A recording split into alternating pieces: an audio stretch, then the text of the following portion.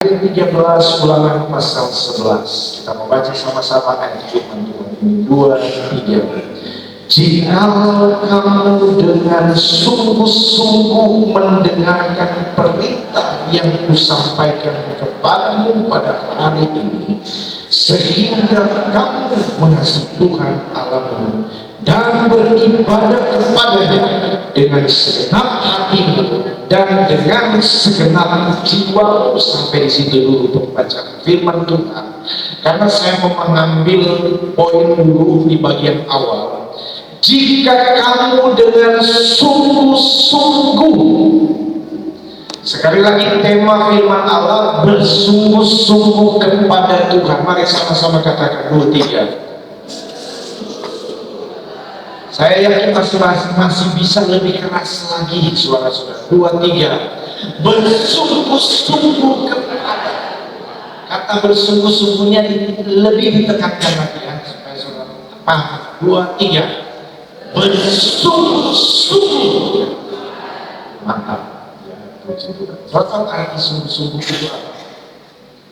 Saya ambil referensi beberapa baik kamus maupun umum maupun dalam konteks keimanan kepada Tuhan. Sungguh-sungguh itu adalah satu keinginan, ya, satu keinginan yang lahir dari hati tentunya, kemauan rendah, ya.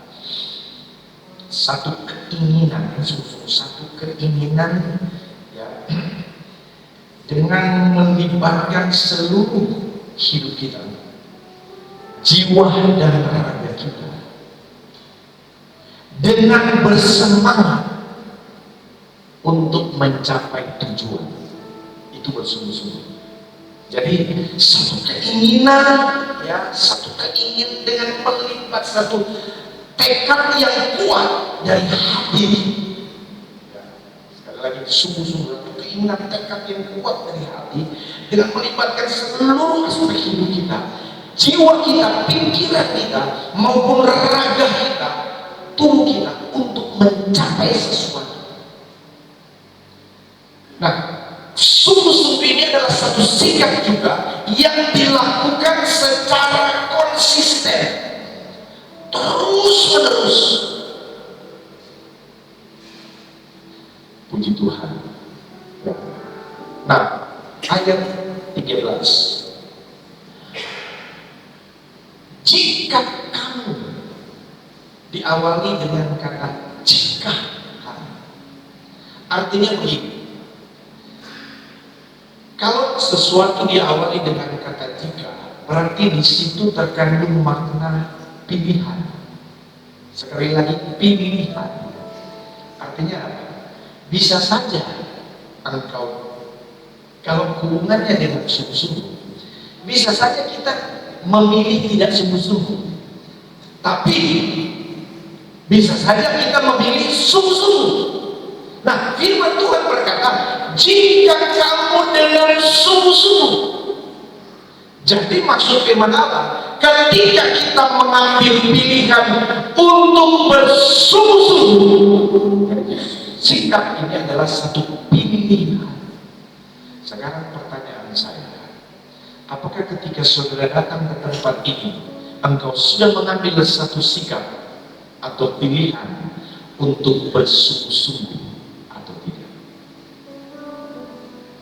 Jika kamu bersungguh-sungguh, ataukah mungkin saudara datang saat ini ibadah cuma karena oh ini kan hari libur, ada waktu tidak kerja, saya datang ibadah.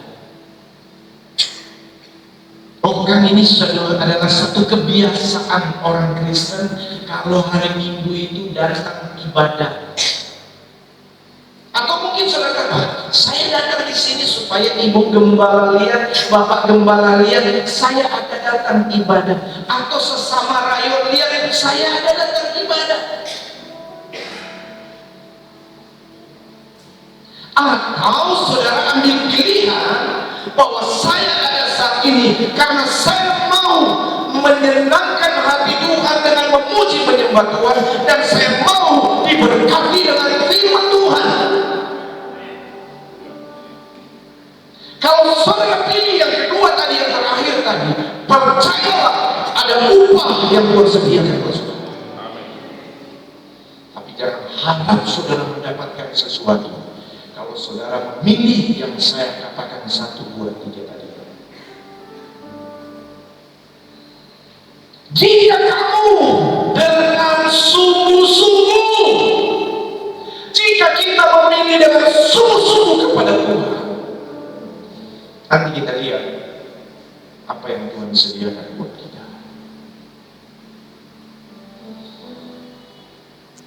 Saudara yang dikasih dalam Tuhan, dalam dunia sekular saudara butuh sungguh-sungguh untuk mencapai kesuksesan.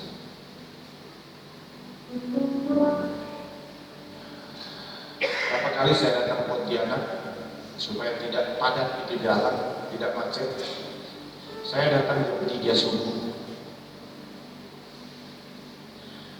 Nah saudara, yang banyak bertemu dengan saya itu siapa? Yang banyak ketemu di jalan dengan saya itu siapa? Orang-orang yang bawa motor, orang-orang yang bawa motor. Di belakang mereka itu ada jualan,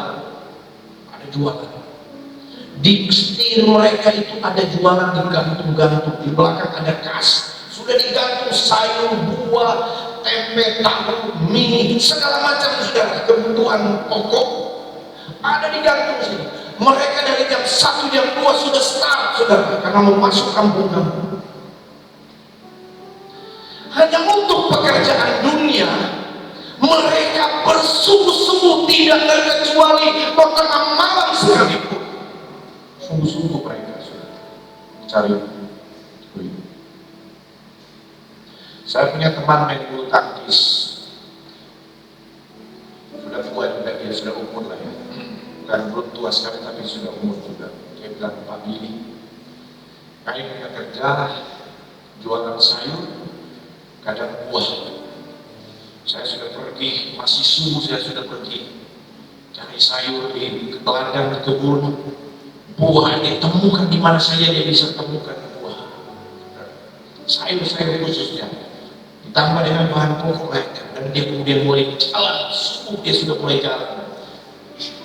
Dan saya sudah puluhan tahun bekerja ini.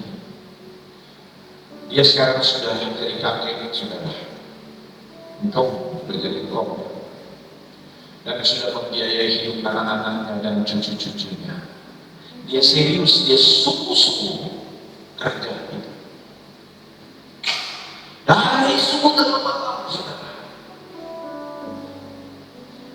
Saya ada bawa jemaat minggu-minggu ini. Senin atau Senin atau Selasa. Kadang tidak ada punya kendaraan mereka. Bapaknya sedang sakit, jadi saya bawa ke rumah sakit, antar, kemudian antre mau periksa. Saya tunggu saja. Saya bilang, saya duduk sekian lama, puluhan menit di tempat menunggu, sampai saya lihat ibu dan anaknya sedang menunggu. Istri saya lagi ada acara, saya tunggu. Lama sekali. Saudara, sebelum jam 3 sore, karena dia jadwalnya itu jam 3 sore, itu jam 1:30 kami sudah di sana menunggu antre. Sudah jam 3 saya sudah ke mobil, akhirnya nunggu belum datang. Mau pulang tanggung, tidak ada HP-nya, ibu dan anaknya ini tidak ada HP. Jadi saya harus tunggu. Nanti sudah selesai, mereka tidak bisa hubungi, jadi saya harus tunggu. Udah lama saya tunggu, sudah di mobil belum juga. Saya datang lagi naik ke atas, udah tidak ada ya. Rupanya dia ngantri di obat. Sudah 2 jam saya nunggu, sudah ini ibu ini tekun menunggu dengan anaknya, hanya untuk nunggu dokter dan obat. Sungguh-sungguh saya jadi merenung, apakah sedemikian sungguh-sungguh kita dengan Tuhan? Kadang kita mau ibadah aja terlambat, Terlambat pun 5-10 menit deh. Saudara, terlambat itu sebenarnya jadi ukuran sungguh-sungguh atau enggak dengan Tuhan. Silakan saudara mau tersinggung, nggak apa-apa. Saudara mau ke kantor itu, saudara mau feature itu, boleh nggak terlambat? Coba jujur, boleh nggak terlambat? Ya boleh.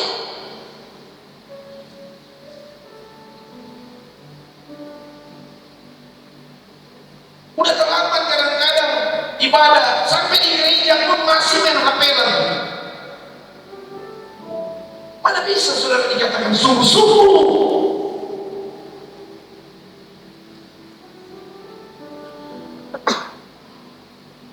Saudara yang dikasih oleh Tuhan, kadang-kadang untuk hal dunia kita begitu bersungguh-sungguh, berantusias untuk melakukan sesuatu. Tapi ironisnya dengan Tuhan justru kita tidak sungguh-sungguh. Bahkan kadang kita anggap enteng, main-main. Ibadah 1 jam setengah saja, tapi toh kita masih belum sungguh-sungguh. Pengkhotbah lama sedikit khotbah, sudah gak nyaman saudara. Udah lihat jam, saudara lihat buka HP, setting HP, saudara nonton bisa berjam-jam saudara. Sekarang di Indonesia ada 70% pengguna Android. Rata-rata 6 jam sampai 8 jam pakai HP. Enjoy ya.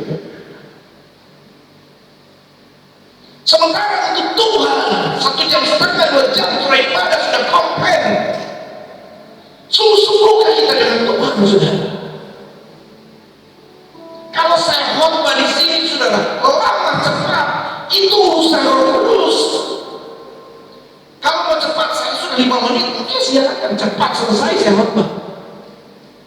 Mau 10 menit, saudara mau khotbah berapa menit saya di sini? Silakan bilang mau khotbah berapa menit saya di sini? 10 menit, 15 menit. Saudara bilang 15 menit, saya khotbah 14 menit. Tapi bagaimana dengan hati saya terhadap Tuhan yang menaruh kepercayaan untuk saya sampaikan firman Allah ini? Saya bersalah di depan Tuhan. Cuma ironisnya saudara, kadang-kadang kita berjam-jam untuk hal dunia, tapi untuk Tuhan kita begitu perhitungan. Kesimpulannya berarti kita perlu sungguh-sungguh dengan Tuhan. Haleluya, puji Tuhan. Berdoa 5 menit kita sudah gerah. Penyembahan 10 menit kita sudah gerah.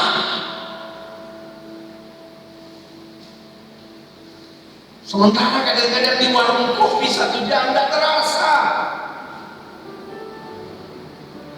Ngobrol dengan teman.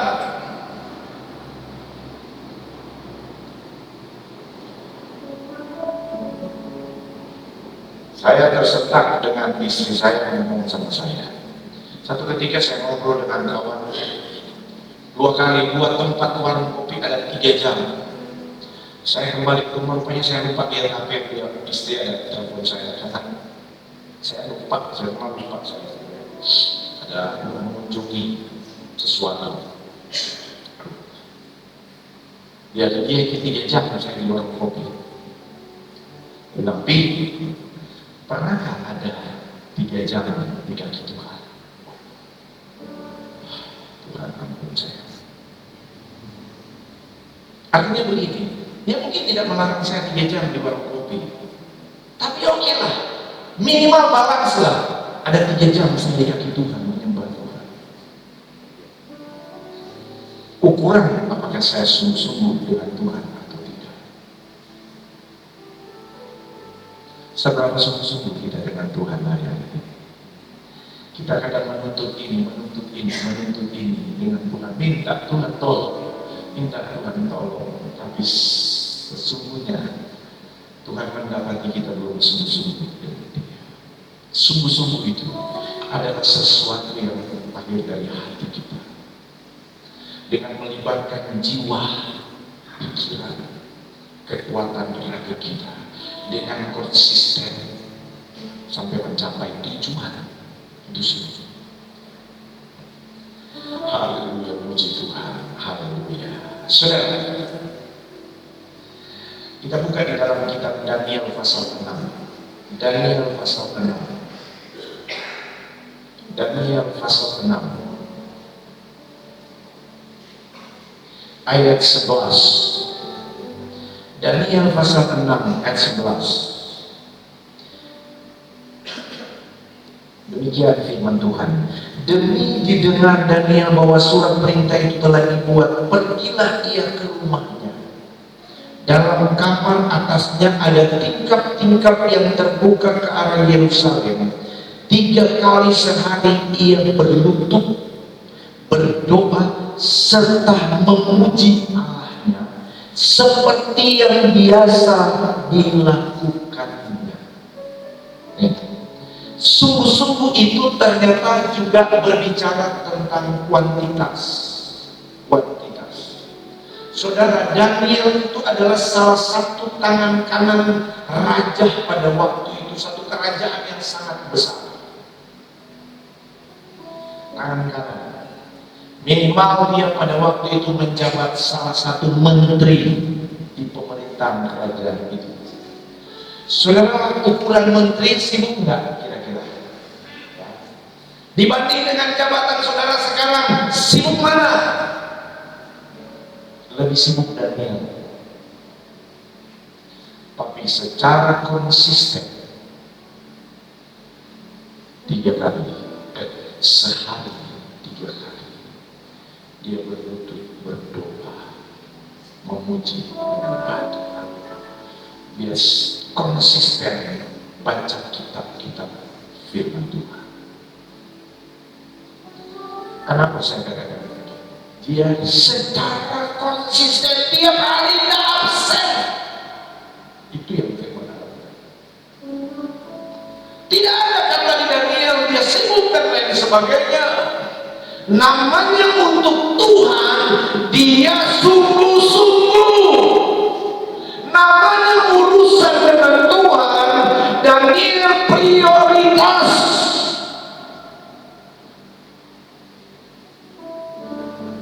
Ini kuantitas waktu saudara dia berikan untuk Tuhan.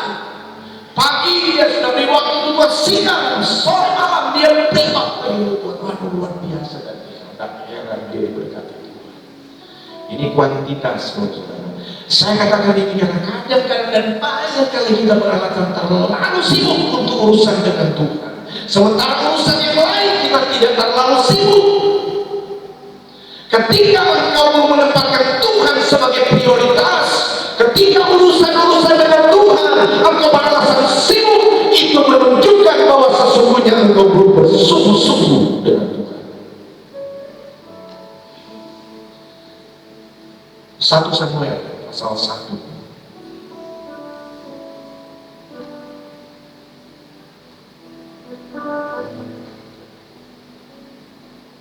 1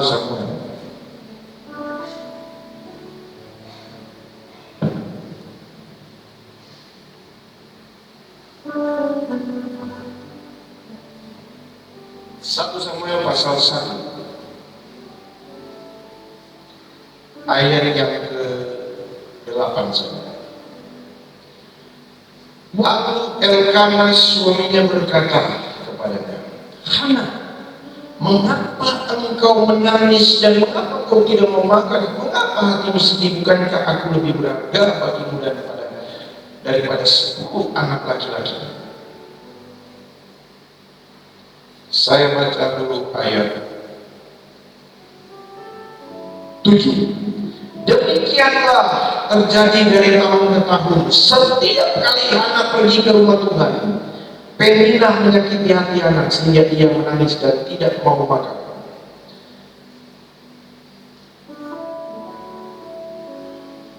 Sebentar, ayat 10 ya, sorry, ayat 10. Dan dengan hati pedih ia berdoa kepada Tuhan sambil menangis terseduh-seduh. Saudara boleh baca di beberapa ayat referensi. Ada seorang ibu namanya Hana. Dia tidak dikaruniai anak, tapi dia konsisten datang berdoa kepada Tuhan. Tapi kemudian Alkitab berkata, setiap Hana datang berdoa, dia berdoa sambil menangis dan seru-seru kepada Tuhan. Ini menunjukkan ada satu pergumulan yang sangat berat dia sedang hadapi, dan ketika dia datang kepada Tuhan, dia berdoa dengan sungguh-sungguh, bahkan sampai meneteskan air mata. Dia menangis, saudara, sungguh-sungguh dia berdoa. Jadi ini bicara tentang doa yang berkualitas. Jadi ini tidak hanya sungguh-sungguh itu, saudara, bukan hanya kuantitas, tetapi yang paling utama justru ada kualitas. Konsentrasi fokus sungguh kepada Tuhan. Dia curahkan isi hatinya semuanya kepada Tuhan. Pergumulan, kepedihan, kesedihan, masalah yang dihadapi, dia curahkan kepada Tuhan. Kualitas namanya. Sungguh-sungguh itu bicara tentang kualitas hubungan dengan Tuhan.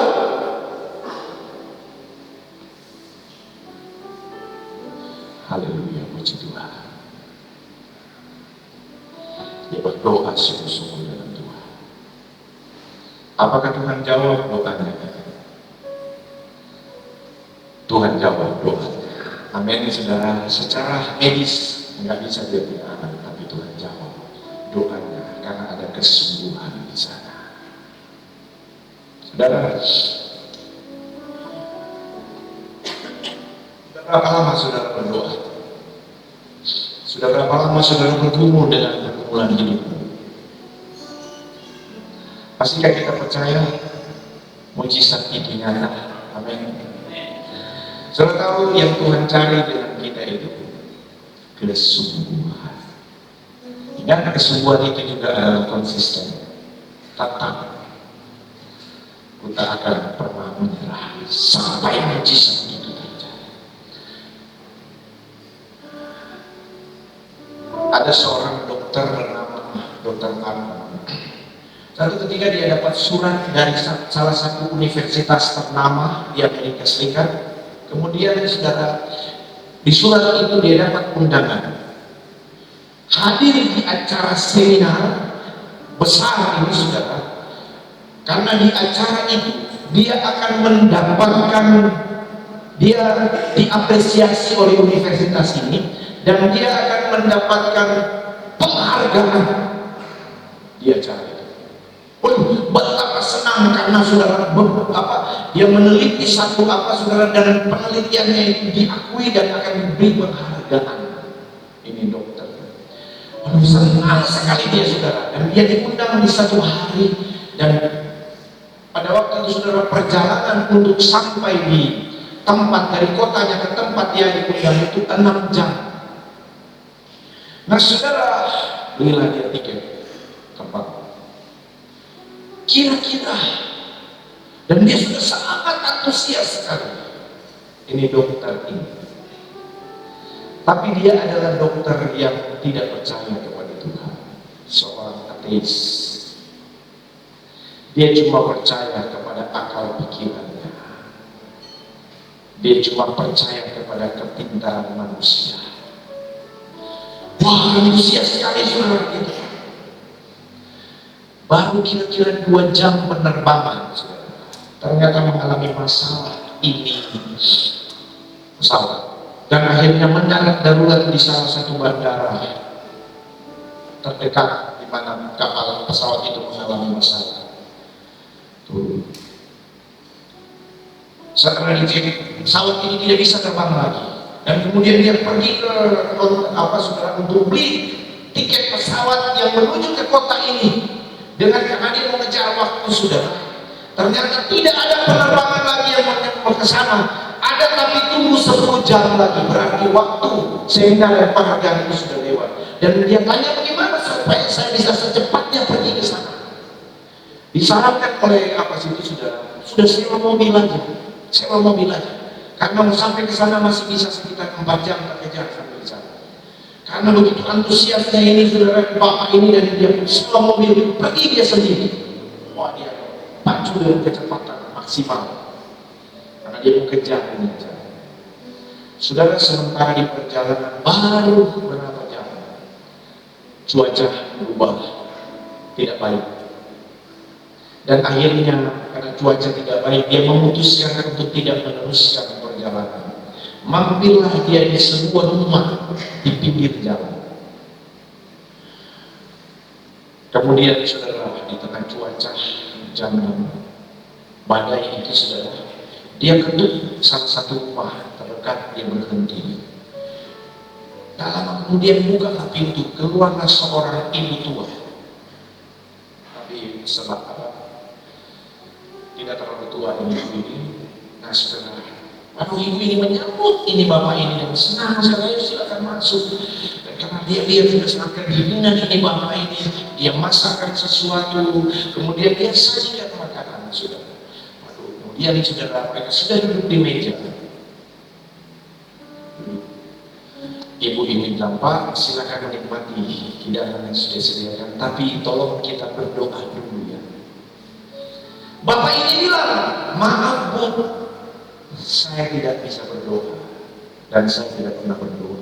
Kenapa? Karena saya tidak punya Tuhan. Yang saya percaya itu cuma akal pikiran saya. Oh ini, saudara, akhirnya ibu saja yang berdoa dan ibu ini mulai berdoa. Tuhan, ternyata sementara berdoa agak lama ibu ini berdoa. Sambil dia berdoa ini ibu ini, dia doakan. Tidak jauh dari tempat makan itu ada tempat tidur. Di situ terbaring anak dari ibu ini yang sakit. Dan dalam doa ibu ini, Tuhan tolong sembuhkan anak saya. Setelah itu doa makan amin. Nah, dokter ini bapak ini penasaran, Pak, Bu, ibu kok doanya lama? Saya dengar ibu tadi berdoa. Kenapa itu? Akhirnya ibu ini cerita, maaf ya Pak, saya doa lama karena saya sekaligus mendoakan anak saya. Sudah sekian lama saya berdoa untuk anak saya. Dia menderita satu penyakit kronis dan saya sudah bawa ke rumah sakit. Dan rumah sakit bilang ini penyakit anak ini susah disembuhkan karena sudah sekian lama diobatin tidak sembuh-sembuh. Padahal ibu ini juga sudah berdoa sekian lama tidak sembuh-sembuh. Tapi kemudian saya terakhir bawa dia ke rumah sakit dan akhirnya pihak rumah sakit mengatakan bahwa anak ini hanya bisa sembuh kalau ditangani oleh seorang dokter yang bernama Dokter Mar. Saya pikir saya tidak kenal Dokter Mar dan saya tidak punya dana, tidak punya uang untuk membayar biaya perawatan dari dokter ini, saudara.